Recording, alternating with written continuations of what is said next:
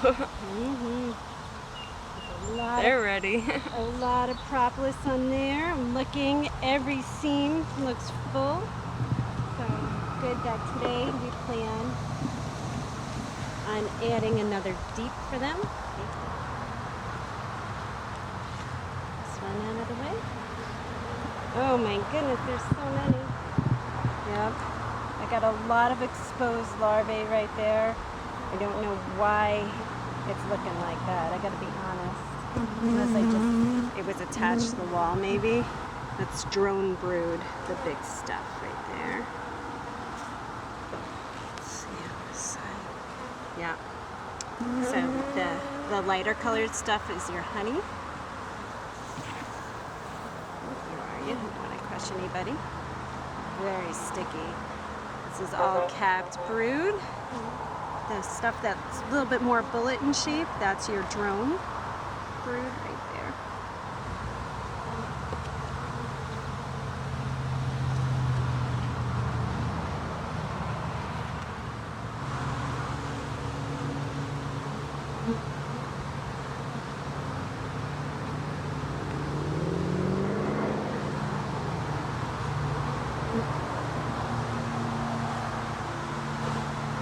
This one's an older frame that has some honey on it.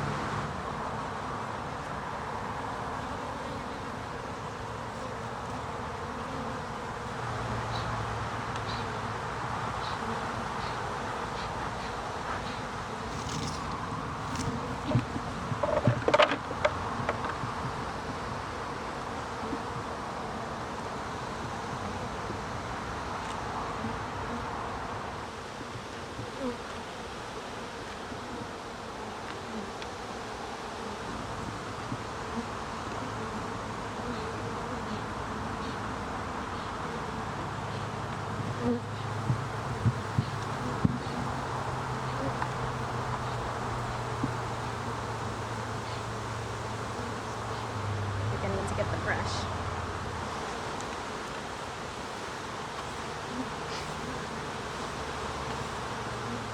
Sorry, everyone.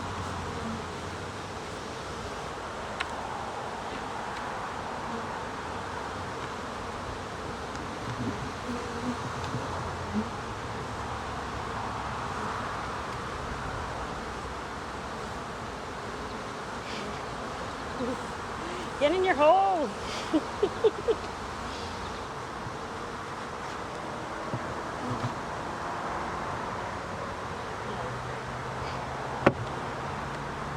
This one bee, they got stuck.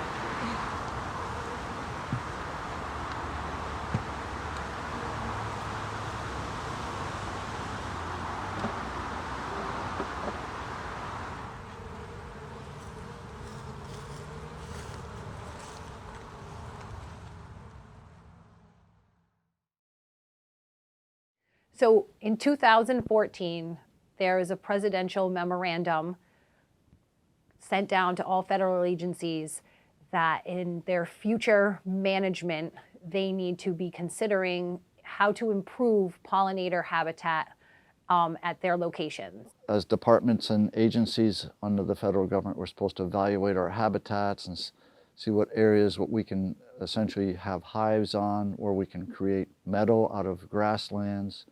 We started with going to bee school in 2016.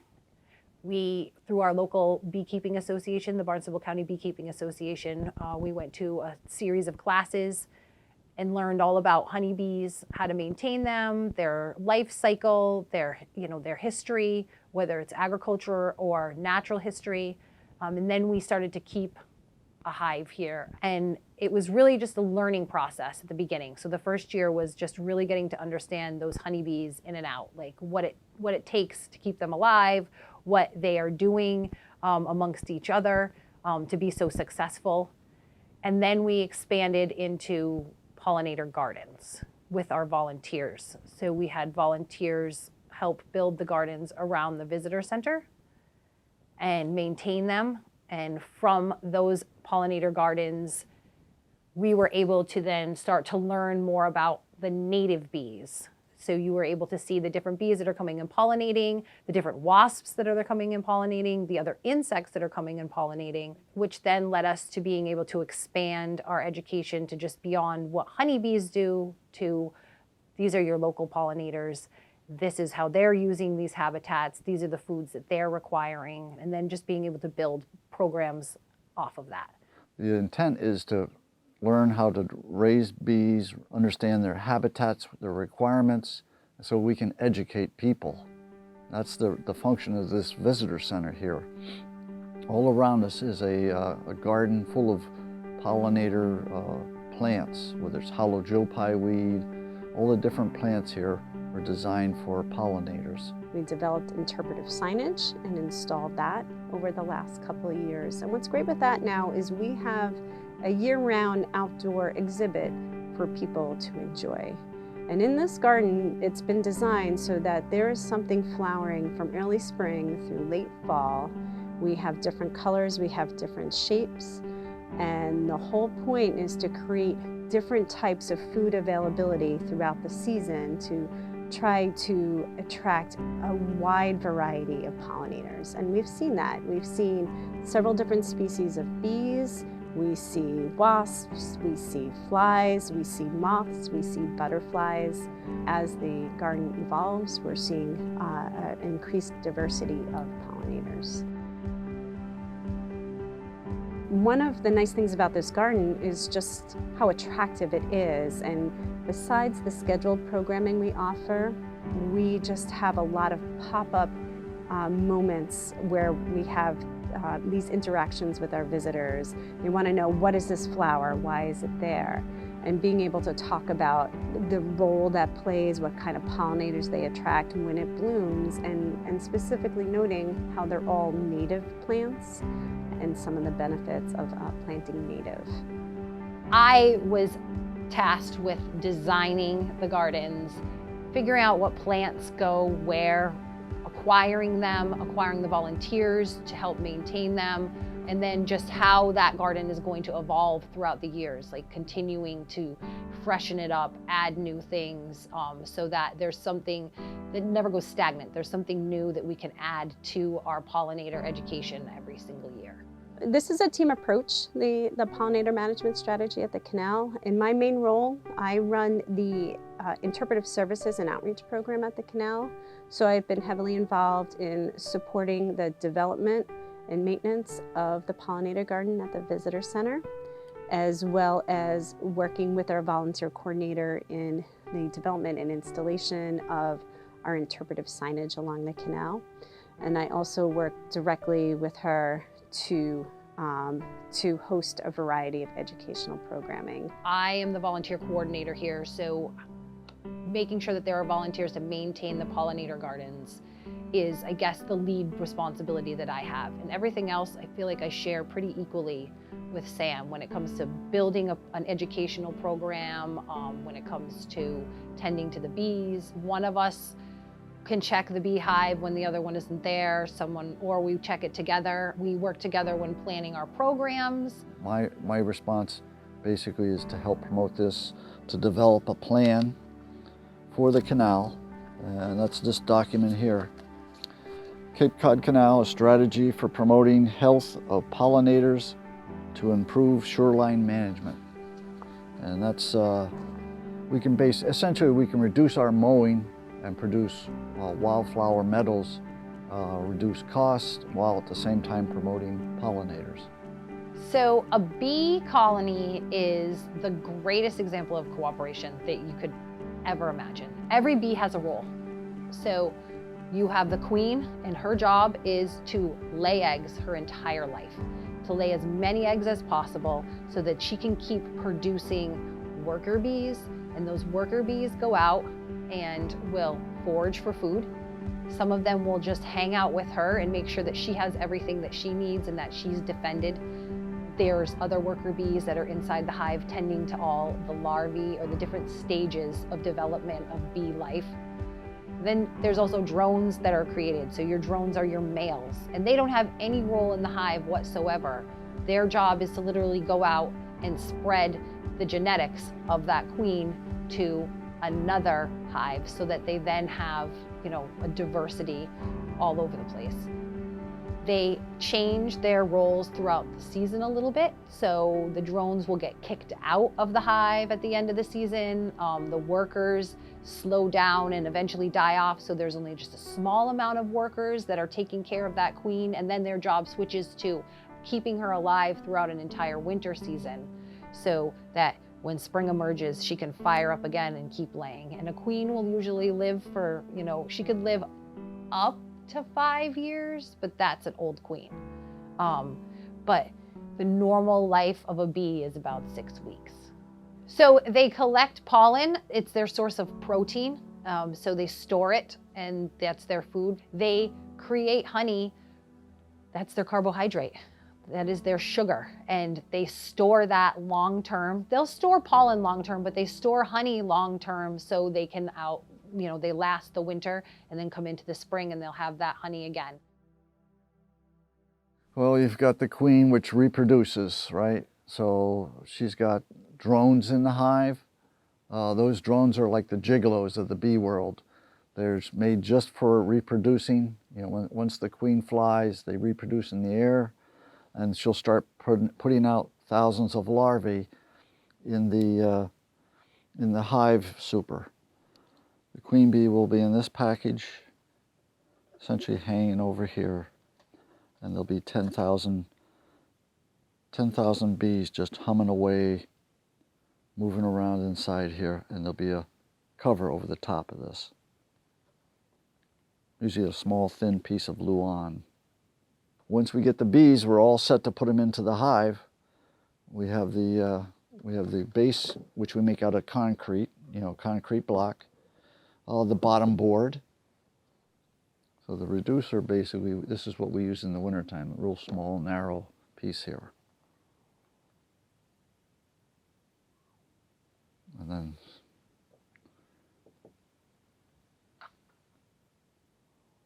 we will select a deep. This is where the hive resides. And we have frames in here. Oh yeah, so you can see the comb being built out. Now, since the hive is in here, the queen will be putting individual larvae in each one of these. And then the worker bees will come up, seal them in. So what we'll do with the queen, put like a little wire or hook on here, and we'll take out a deep and just hang it here on the side so that the queen will actually eat through that plug, and then she'll be deposited and basically captured here within the hive super. Obviously the lid for the hive is open, or the package, and we just dump all 10,000 bees into the super. So roughly we start with 10,000 bees. It'd be nice to finish with like 40, 50,000, 60,000. So in the meantime, we're also building up the rest of the hive. We'll take a honey super, that's the smaller one, and you got the comb to be built out on here on this. So the honey will eventually be on this smaller frame, so you can add 1 or 2 of these. We'll place that on top, and they're combinations depending on how many thousands of bees you have and how rapidly they reproduce. We have the queen excluder. It keeps the queen below in the hive super. Depending on how productive they are, you can actually add, like I said, combinations of either two deeps or 2 honey supers. And you also have the inner cover.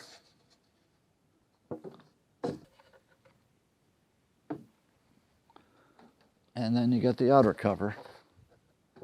And because we have raccoons and other creatures in the area, we'll put a rock on top.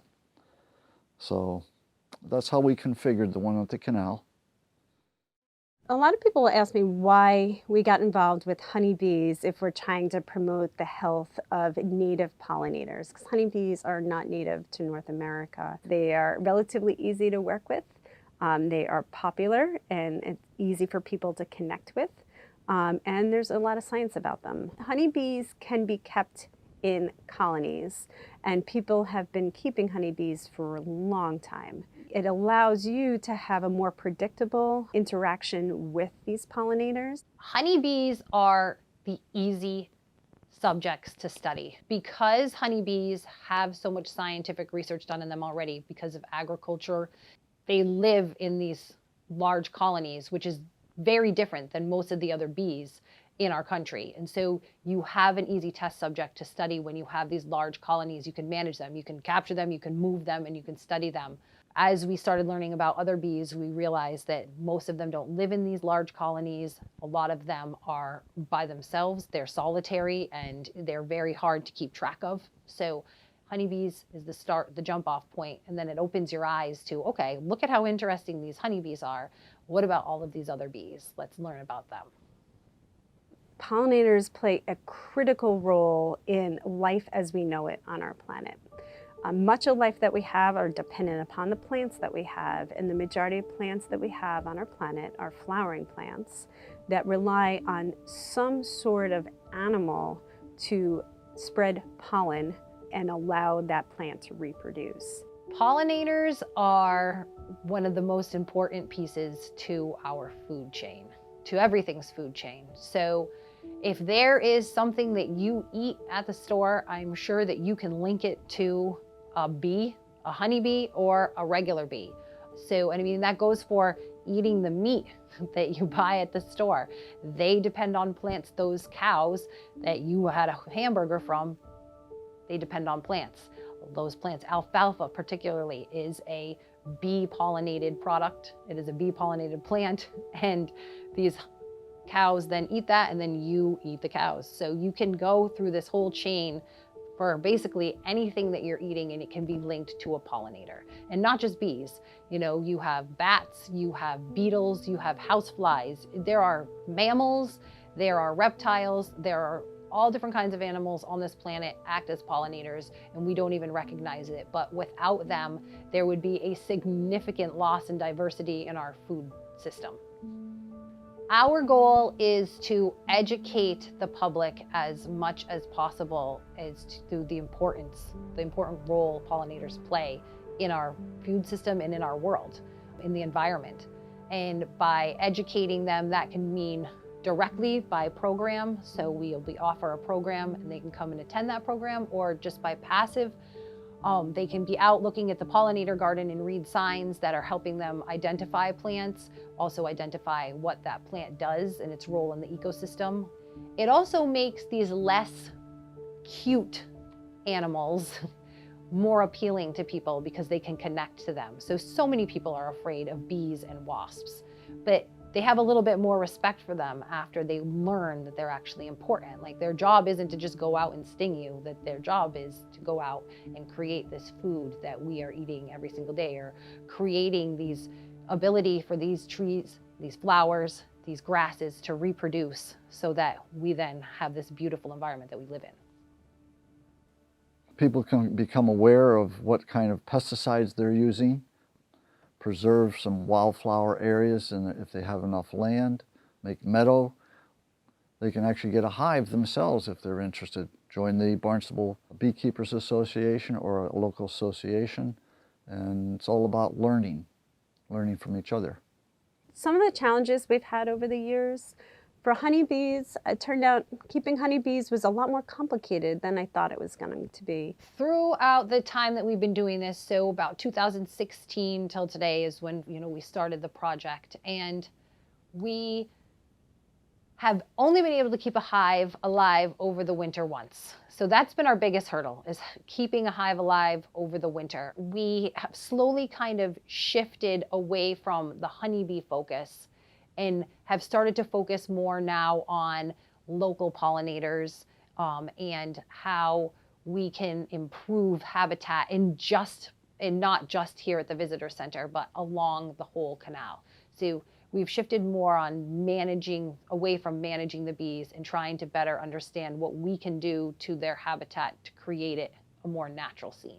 As the pollinator garden has evolved and grown in size, and the more plants that we've added in diversity, the more we've gotten to see what is coming in and actually using the garden. And it changes throughout the seasons, but there is definitely not just honeybees using the garden. You know, there are a lot of wasps that will come in, you have butterflies, then you have different types of bees.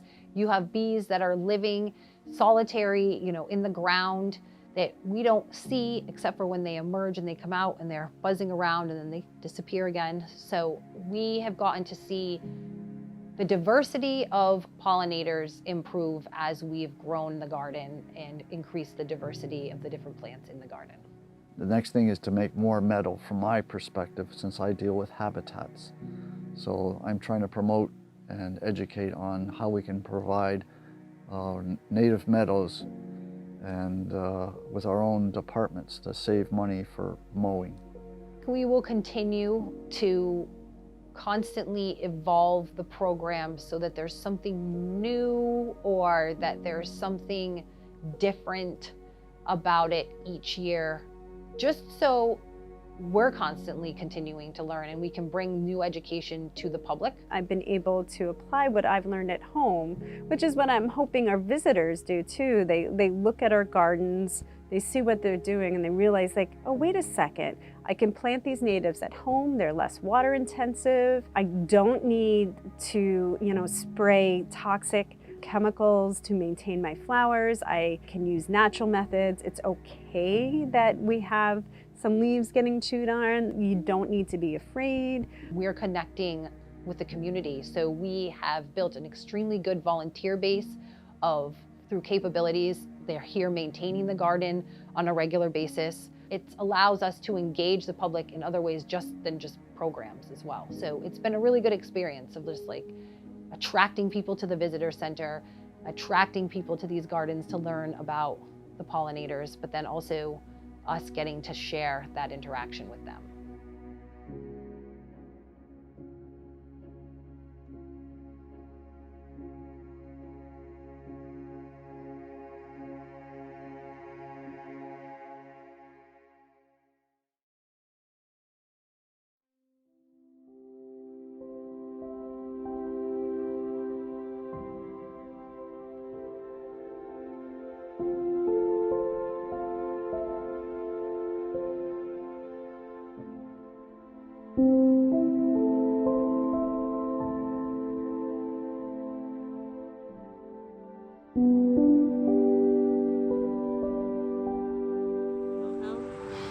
So, oh, Yay! You did it! Happy birthday! Happy birthday, little girl. Right there.